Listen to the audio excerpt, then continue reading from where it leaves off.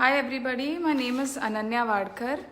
I'm going to take you through a few tips and a few things that I personally practice as a singer, and I hope that this is helpful for you. I'm not sure who's on the other side of this live, and I'm not sure who it is that I'm catering to. I'm sure we're going to have a very varied audience today, where we have people also who sing. We also have people who are not singers, but they're bathroom singers and they like to sing just for themselves. And I can see Mohit here. Hi Mohit. He's a friend of mine who's an amazing artist. You should check him out on Instagram. His name is Mohit Trehan. And so I'm not sure which part of this is going to be catering to you specifically, but I've tried to curate something that will help all the people that are here. And in the end, I will sing something for you also. Hi Sushmita. It's so nice to see people joining. It's really nice. I think I'll wait for 30 seconds so that more people can be here when we start.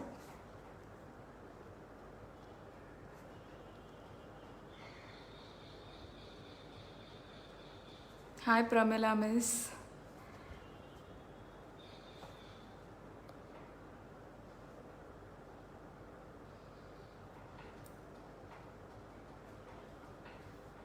Okay. So what I'm going to begin with is what your practice, your daily practice should contain. I prefer practicing in the morning because I feel like it's something that my mother told me was that you should start your day with what you want to do the whole day. And so I'm very used to practicing in the morning, so I get up at about 6:45 and I have a bath and then start practice. And early in the morning, typically your voice is very, very deep because you've just slept and you've just woken up. So because it's deep, we do something called kharaj. So in Indian classical music specifically, kharaj is given a lot of importance. And it is also something that, I mean, frankly, no matter what type of music you learn, kharaj is very useful. I'll explain what kharaj is. Kharaj is basically practicing lower notes. So in Indian classical music, obviously you have sa re ga ma pa dha ni sa ni da pa ma ga re sa, and then you have lower than sa, so you go sa ni dha pa ma, and you practice the lower octave of whatever sur you're practicing in. So the lower octave is basically known as kharaj, and why we practice kharaj is, to put it very simply, if the base of your building is strong, your entire building is strong. If the base is weak and is not stable, then there's no guarantee about the building. And so, very simply put, kharaj ensures that your base is strong, and when your base is strong, you can also sing at a higher pitch very easily. Although it sounds very weird, but we were always told since our childhood that, you know, when you if you want to sing high notes, practice your low notes properly. So kharaj is basically that. It's the practice of your lower notes, and it ensures that your higher notes don't sound weak, because it gives you that base, it gives you that strength to sing your higher notes. So for example, if I had to sing da, now my voice has a certain amount of projection when I sing that note, but if somebody did not practice kharaj, there's a good chance that they would probably sing that note as da or da. It would be dwindling because your base is not strong, and so you're not able to push with your stomach. When I talk about the breathing techniques, I will tell you about the importance of pushing from your stomach. But although in Western people are people also use this part of their voice where they sing da, da. It's good to know how to do that, but when you're singing songs that need power and that need energy and you have to hit a da very loudly, you want to have a good bass, because if you don't, you're not going to be able to do that. So one important aspect of your daily practice should be kharaj ka riyaz, which is practice of your lower notes. Another thing that I like to do, and another thing that I have been asked to do by my teacher, is sustaining and holding long notes. So for example, if you're singing sa re ga ma pa, if this is the scale that you're singing in, then you would want to do sa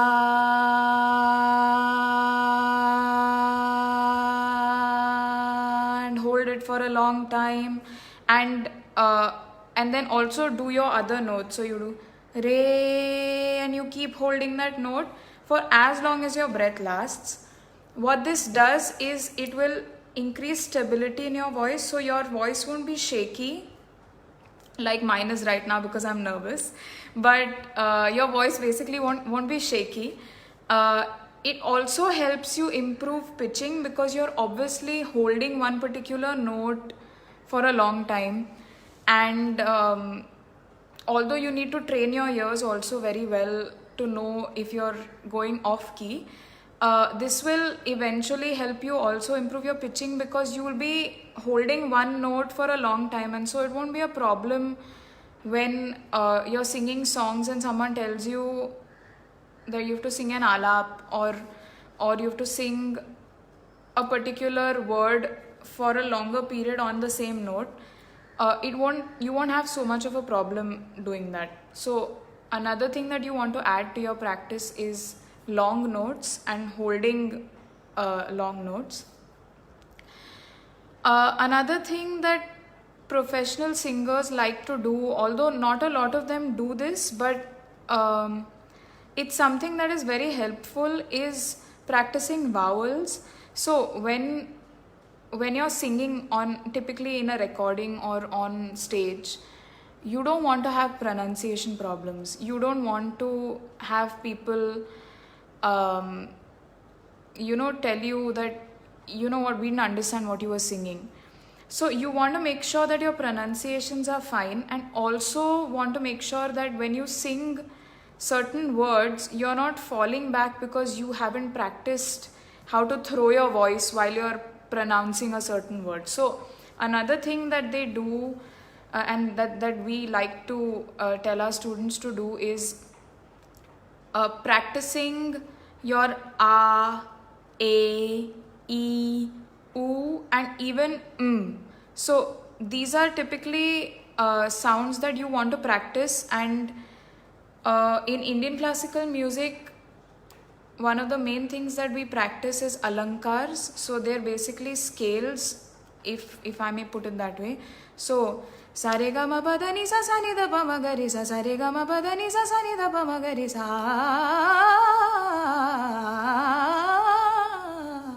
This is something we practice. So when you're doing the a part, the akar part, what we also do is we do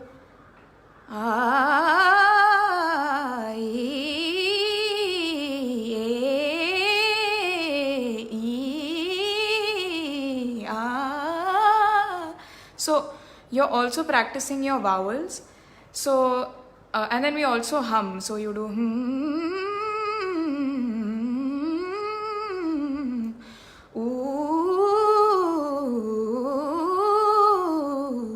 So all this helps you ensure that no matter what word you have to pronounce, you won't have difficulties in pronouncing any word. And coming back to alankars and paltas, that is something that we like to practice in Indian classical music, that we like to practice a lot in Indian classical music. Alankars and paltas are basically like scales. Alankars are, we explain to our students that alankars are like ornaments. So, sare ga re ga ma pa da ni dha ni sa ni dha ni dha pa ma ga re sa. This is an alankar. And then paltas and alankars are very similar. I won't go into the detail about that, but alankars and paltas are something we do. So they're basically patterns of notes that you keep repeating. And Indian classical music is very rigorous practice. So you've probably heard that it takes years for people to master Indian classical music and any art form for that matter. But in Indian classical music, you will see a lot of this happening where you're repetitively singing one thing. So that is what alankars and paltas are. You keep singing one particular thing repeatedly, and you sort of start off at a slow speed and then you increase the speed. And people like to boast and show off and brag about what speed they can do an alankar or a taan at. So basically, you've practiced it so much that now even at a higher speed you can sing it perfectly well, is what they're bragging about. So another thing that you want to add to your practice is probably alankars and paltas. So just recapping the whole thing, one of the most important things is kharaj. And another reason why we practice early in the morning is because your voice is already deep, so it becomes easier for you to do kharaj. And you want to do your kharaj ka riyaz very smartly. If you force your voice and you can't hit a note and you forcefully try to hit that note, it becomes a problem, because then your voice gets strained and awaz baith jata hai, as we call it in Indian music. But you don't want to stress too much on your on a note that you can't hit. Go easy, it takes time, it's okay. So just you have to practice kharaj very correctly. You cannot be doing sa ni dha pa ma ga re sa, and a lot of people do that. They do that and they strain their voice, and then you can't sing for 2 days basically. So you don't want to do that. So practice your kharaj very correctly. You want to do long notes. You want to focus on practicing your vowels. And of course, through this whole process, you have to make sure that you're not going off key, because you don't want to practice the wrong thing, right? We've always been told that practice does not make you perfect. Perfect practice makes you perfect. So you don't want to practice the wrong thing and strain your voice, or get used to singing off key and things like that. So you want to practice correctly. Also, that is also very important. Moving on, so I've explained to you what your practice should contain. This is again very, very brief. I'm not going into the details where I'm showing you, let's say, what to do, or how to do what to do. I'm just telling you briefly what I like to follow personally. I'm going to move on to breathing techniques. Again, all this is very, very brief. I'm not going into too many details about any of these things. Breathing techniques, I personally have learned a lot of breathing techniques from whatever little Western influence I have experienced. I've never learned Western music, but I've attended like a 1-hour session, and I've also gone to a vocal a trainer who talks about breathing techniques. So something that has been common, and also when I was learning from my father, although in Hindustani classical music, breathing technique is not spoken about much. It's not something that is focused on at all actually, which is something that I would personally like to change and so I talk about it in my classes. But breathing technique is given a lot of importance in Western music, is what I understand. And so I would like to share a few things that I have learned. One of the main things is that, when you tell kids, just breathe in, typically to show you that they are breathing in, they do this. So they'll do, and that's wrong. You're not supposed to breathe in that way at all when you're singing. And if you notice, it is not very natural, it is not very humane to breathe in like that. If you look at a baby, a small baby, a newborn baby, if you look at that baby while it's asleep, you will notice that there is absolutely no movement in the baby's shoulder. You'll only see its stomach going up and coming down. So also, if you look at a dog or a cat or any pet that you have at home, you will see, if you see your dog sleeping, I have a dog, so I see my dog sleeping, you will not see any movement in their shoulders. But to just give you a more relatable example, because it's the same species, if you see a baby, a human baby sleeping, you will not see its shoulders move at all. So I think that establishes the fact that this is not a very natural way in which we breathe. Scientifically, if you look at it, our lungs expand when we breathe in. Our diaphragm pushes downwards because our lungs expand, and so your stomach should go out. So when you breathe in, when you're singing, you obviously breathe in through your nose initially.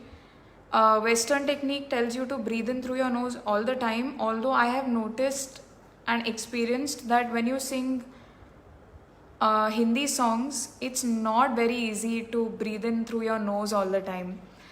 I won't name the person, but somebody who I think we all idolize, in who is a humongous singer. I think it's very clear who I'm talking about.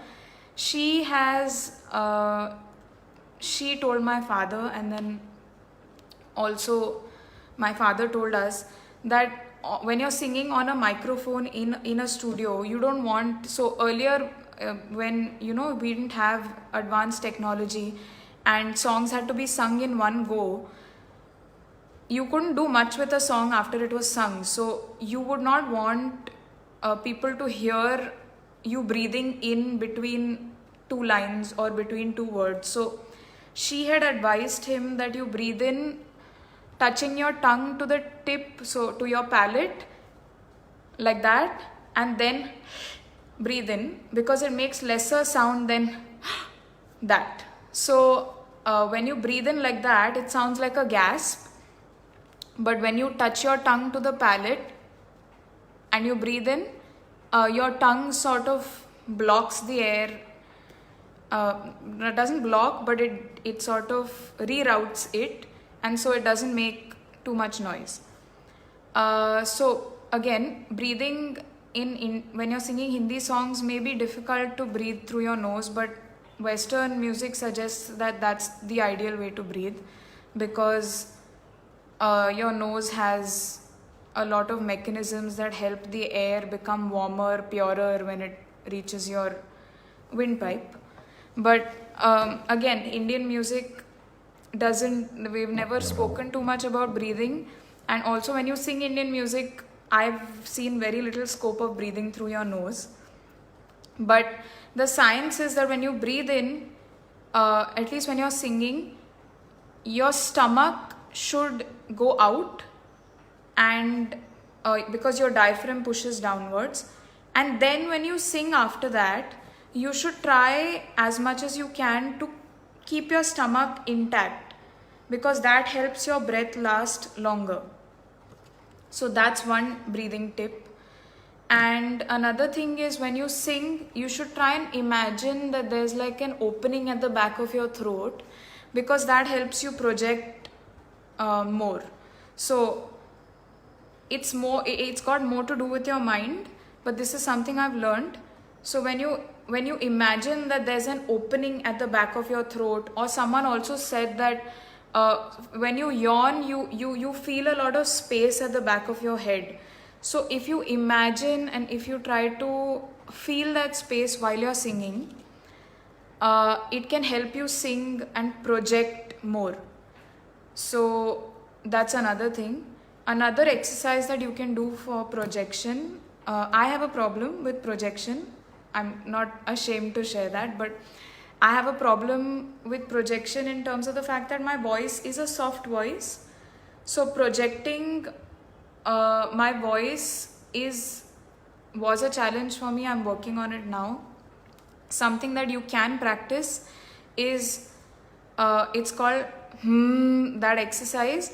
You push from your stomach as much as you can, and you want to feel your lips vibrate. So if you want to, you can try doing it with me right now. You hold a note and you basically do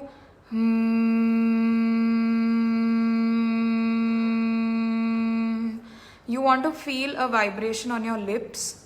You want to feel a little bit of vibration also in your chest. Another thing that they do is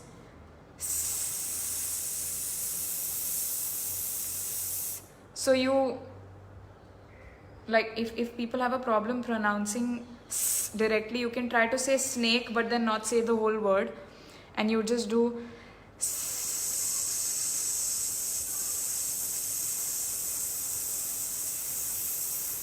and you hold that, and you hold it till your breath lasts, and that should improve your projection. So typically before you start your practice, you can do these exercises where you do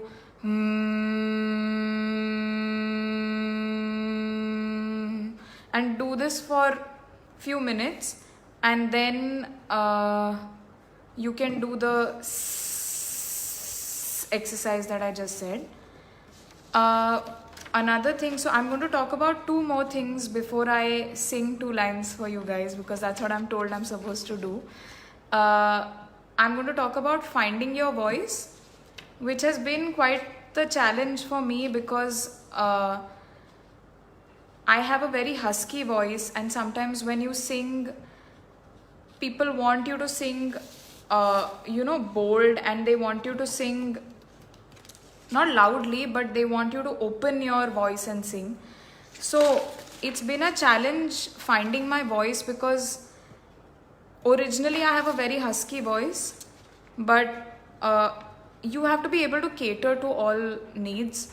So one of the tips would be that you sing in a scale in which you're able to sing 3 octaves. So if you start at da da ra ra ra ra ra ra ra ra ra, that's 3 octaves. So you should also sing in a voice where you're comfortable singing in these in 3 octaves. Sing in a pitch in which you're comfortable singing 3 octaves. Try your level best to keep a constant tone. Again, one of my problems. My voice still does, and earlier it was more, this problem was higher, I would say. I had this crack, my voice would just crack at a point and it would just change after that. It's almost like, I don't know, trying to smoothen out something. That's how much practice it takes. You have to keep singing that particular note, that particular point where your voice cracks, and you have to smoothen it out, and then you will also, that will also help you find your voice, because you will understand what voice you sing in when that crack doesn't come, and so you continue singing in that voice. And so try to keep a constant tone. Try your best to not sing in 3 different voices in 3 different octaves. And then again, finding your pitch can be difficult, but randomly just sit down and say, okay, sa, and then if you have a harmonium or a keyboard, if you are singers, and if you know how to play a harmonium or a keyboard, or if you have a friend at least who can tell you, find that note on the harmonium or the keyboard, and most often than not that should be the note that you're comfortable singing in. So that's about finding your voice and finding your pitch. Few tips about mic positioning. Although I'm not a professional, from whatever little recordings we do and whatever shows we do, these are a few things that we've also that our gurus have also taught us. You want to avoid singing directly into the mic when you. So I have a mic here. It's not on, but I will tell you. When you have a mic, first of all, something that a sound engineer had once told me is that people tend to hold the mic here. So if you look at a mic, this is where your point of reception, if I may call it that, this is where the sound gets picked up typically. If you hold it here and you look straight and sing, it's not going to pick up that much sound. So you want to hold a mic in front of your mouth, obviously.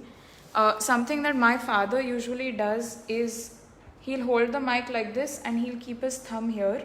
So for him, that's the perfect distance, although he has crazily amazing projection. So if he holds a mic here also, it should not be a problem for him. But he does this, and I found that is very effective. So you can do that, although if you feel like your voice is very loud at this distance, you can always move it away, but don't hold a mic here. That's really not, it's pointless. Then you'd be better off just leaving the mic somewhere and coming on stage and singing. Hold it here, hold your mic there. What you want to do when you're singing words like p, h, or f, where you're sort of blowing out of your mouth, you want to either move your face away a little bit or move the mic away a little bit. Not too much, not this much, not this much. Ideally it should be this much, or if you're moving your mouth away, it should be this much. Again, depending on your projection, I don't have very, very great projection, so if I move my face away, you won't be able to hear me. So depending on your projection, you have to find these things only come out of a lot of experience. Move the mic slightly away. So if you're singing any sound, any song that has the word phir or hasta or words which have h, ph, even sa for that matter. Sometimes when you sing sa into a mic, you'll hear like a whistle kind of sound. You want to avoid that because it's not pleasant and because it's not professional. You want to avoid that. So you move the mic away slightly or you move your face away slightly. Either of those should work. Loud sounds, when you're singing higher scales, when you're singing at a higher note, and if you have amazing projection, you want to move the mic away a little bit because otherwise you will get a screeching sound from the speaker. Sometimes the mic picks that up and then you have this ringing sound throughout the entire auditorium. You don't want those things. And typically in a recording studio, if you're singing soft songs like उड़े खुले आसमां में ख्वाबों के परिंदे, you would want to be a little close to the mic because it's a soft, it's a husky, it's a very even when you're singing sensual songs or very, very songs that have a lot of husk, you want to move closer to the mic because you want to make it sound like you're whispering into someone's ear. Very soft romantic songs, you want to go closer to the mic. Open songs, loud songs, lively songs, like if you're singing like a tatada tatada tatada or anything like that, you want to move away from, because Ram ji ki chal dekho, you don't want to be this close to the mic when you're singing that. It'll be very odd, very loud, very unpleasant. So when you're singing songs like that, you want to be slightly away from the mic. When you're singing songs that don't fit into either of these genres, that are not too loud and that are not too soft also, you want to have a decent distance from the mic, because being close to the mic, it reduces the room that you get. The roominess that needs to be in a song, it goes down. So you don't want to be very close to a mic all the time. Of course, on stage singing live is a different ball game altogether. Your mic positioning, your breathing, everything changes there. In a recording studio today, we have the privilege to say ki I want to sing this line again. In a live performance, you cannot sing a line again unless you get a once more. So you have to get it right the first time. But in a recording studio, you don't want to be too close to a mic unnecessarily and be singing a song in some fake whispered voice. You don't want that. So these are few of the things that I thought I would like to share with all of you. I will be taking questions which I have been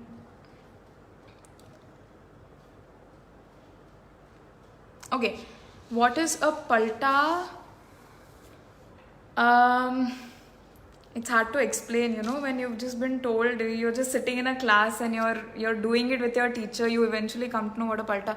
A palta is basically a set of notes. It can be a pattern of notes or a set of notes that you keep. So it'll have an ascending part to it and a descending part. So just to explain very briefly, sa re ga ma pa da ni sa, this is ascending. Sa ni da pa ma ga re sa, this is descending. So as an example, a palta is like sa re ga ma sa ga ma sa re ga ma pa re ma and so on. And then while you come down, you do sa ni dha pa sa dha pa sa ni dha pa ma dha pa ma. So that becomes a palta, and it's called a palta because you keep doing it. You keep singing this, so you will keep singing sa re ga ma sa ga ma sa re ga ma pa re ma ga ma ga ma pa da ga ma pa ma pa da ni ma pa da. And then you will also, while coming down, and then you repeat the whole thing. You keep doing it for like about 5-7 minutes. You do one palta, and then you want to do 4-5 paltas like that every day. So again, coming back to practice is about like doing the same thing every day. You have to keep doing the same thing every day, and then you perfect that. Then you move on to something new. You perfect that. You move on to something else. You perfect that. So that's what a palta is. I think another question asked was, please share your daily routine. How many hours do you practice? Okay, I practice for anything close to 1.5 to 2 hours every day. I practice for 1 hour on my own, and then with my father I practice for another, depending on his mood, on how long he wants to sit, but he sits for a minimum of 1 hour. So apart from that, then we also like to go to the studio very often and also sing songs there, because it's as important as it is to practice. It's also important to know how to apply it, because eventually you're doing all this practice so that you can go and sing somewhere. So my father makes it a point to take me to the studio. He's a no auto-tune kind of guy. He does not. They come from an era where auto-tune did not exist, so they had no option. They had to sing in sur. So he's the kind of guy who will not. He will not allow you to put auto-tune onto your songs, and you can't be like, "Arey, it's okay. We'll just auto-tune that bit." He'll just be like, "What are you talking? You can't do that." So. It's very important to get experience in front of the mic. There are singers who can, the first time they sing on a mic, they're singing fabulously. There are people who can't do that. So everyone needs to have experience in front of the mic. It's very, very important, and it's not the same thing to sing well and to sing well on a mic. So you can be singing very well in your bathroom, you can be singing very well in your class, but you may stand in front of a mic and not sing very well because you don't know what the dynamics there are, you don't know what to do in front of a mic. So it's important to get experience in front of a mic as well. So including that, I don't know how many hours I practice, but my actual practice is around like 2 hours at least every day. And when I'm practicing alone, I shared the routine with you. I do kharaj, I do long notes, I do alankars, I do tans, and paltas. And with my father, we practice hardcore Indian classical music, where we sing khayal gaiki, and we practice bandishes, and then we improvise and things like that. So that's what we do with my father. But when I'm on my own, when I'm practicing on my own, I like to practice kharaj, I like to practice because I do it early in the morning. That's what works for me. I've noticed that days when I don't practice early in the morning, my voice is just gone. I cannot sing properly the entire day. So I practice early in the morning, I do kharaj, I do long notes and everything that I told you.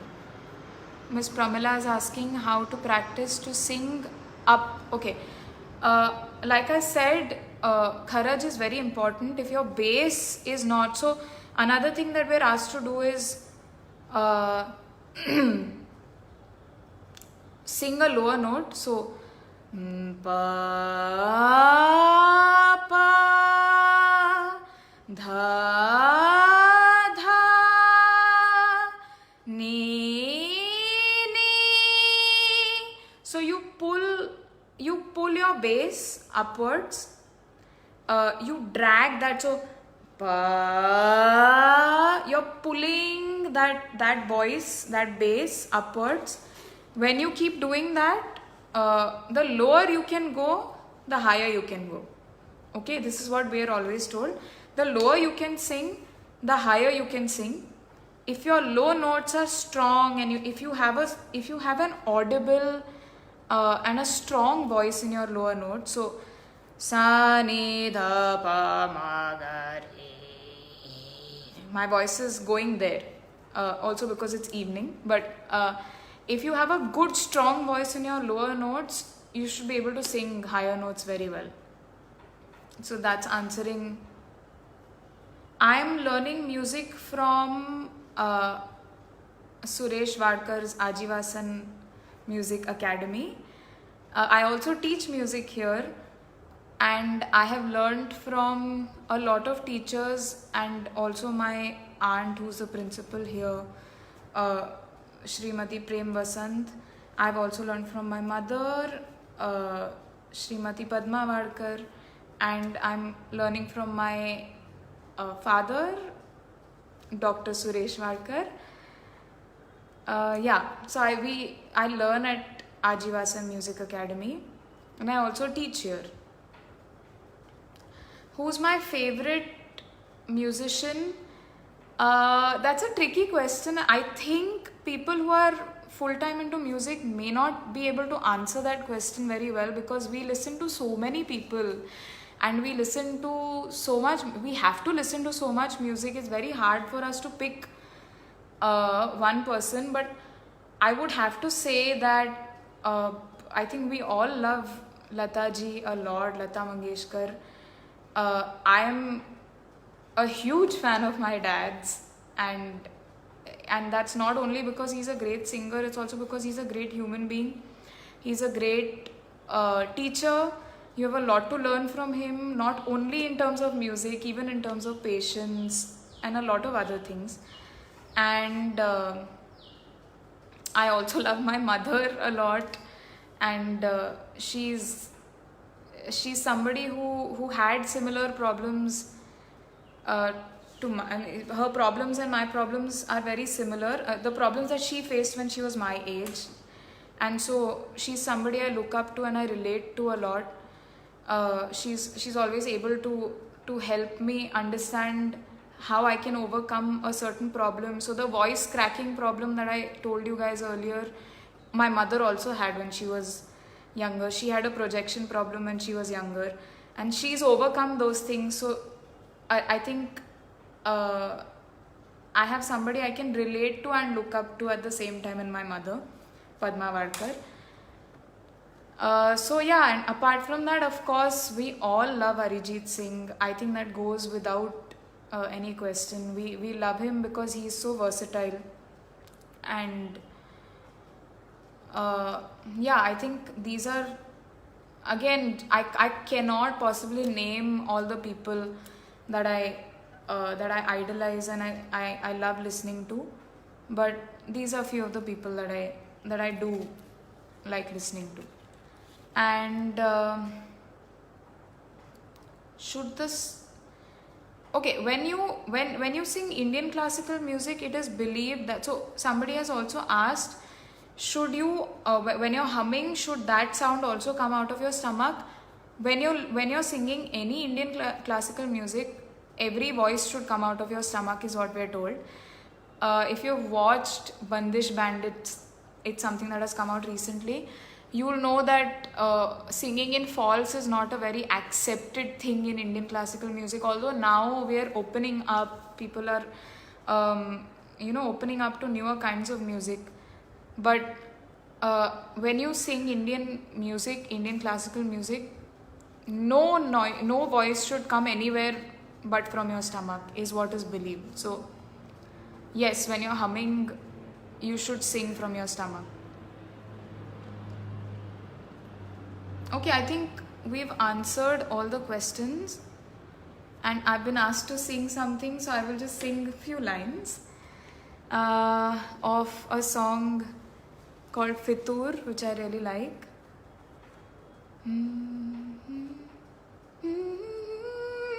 What I just did was checking if I'm able to sing the highest note. Another thing that you want to keep in mind is, before you start singing a song, make sure you can sing the highest note in that song and the lowest note in that song comfortably in whatever scale you're taking.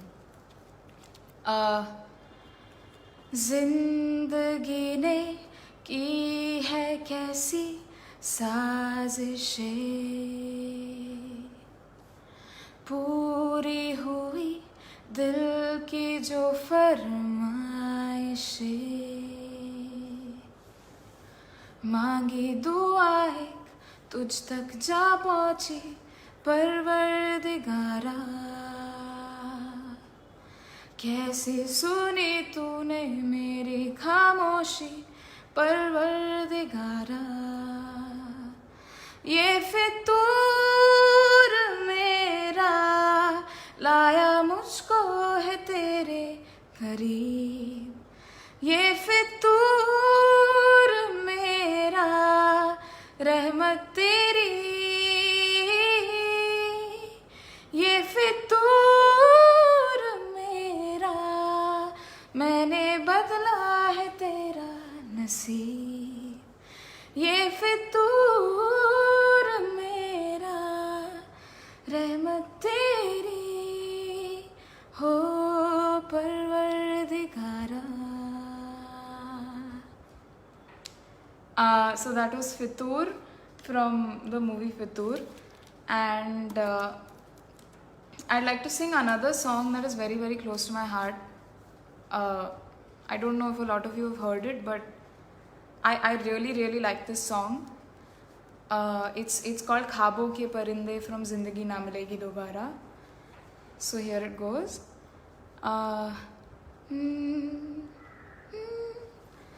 उड़े खुले आसमां में ख्वाबों के परिंदे, उड़े दिल के जहां में ख्वाबों के परिंदे। ओहो क्या पता जाएंगे कहाँ, खुले है जो पल कहे ये नजर, लगता है अब है जागे हम। फिक्रे जो थी पीछे रह गई, निकले उनसे आगे हम। हवा में बह रही है जिंदगी, ये हमसे कह रही है जिंदगी। ओहो अब तो जो भी हो सो हो, जो भी हो सो हो, जो भी हो सो हो। Thank you so much for joining this live. I hope that I have been, I have made sense and that I have helped you in some way or the other in whatever aspect that I could, and that I hope that you have something to take away from this this session that we've had. And I would like to thank Billabong High International School, my school, for giving me the opportunity to and for remembering me, and also for giving me the opportunity to do this live session. Lots of love to Miss Tahira, who sort of wanted me to sing, and I would say she's the reason I've sung today. Nobody else could have convinced me apart from her. And I would also like to thank Miss Karen and Miss Shweta for helping me out. We had some last minute glitches, but they were absolutely patient with me. So thanks to the entire marketing team and to Miss Tahira for having me, and for Billabong High, of course, for having me. I hope you guys enjoyed. Thank you. Bye bye.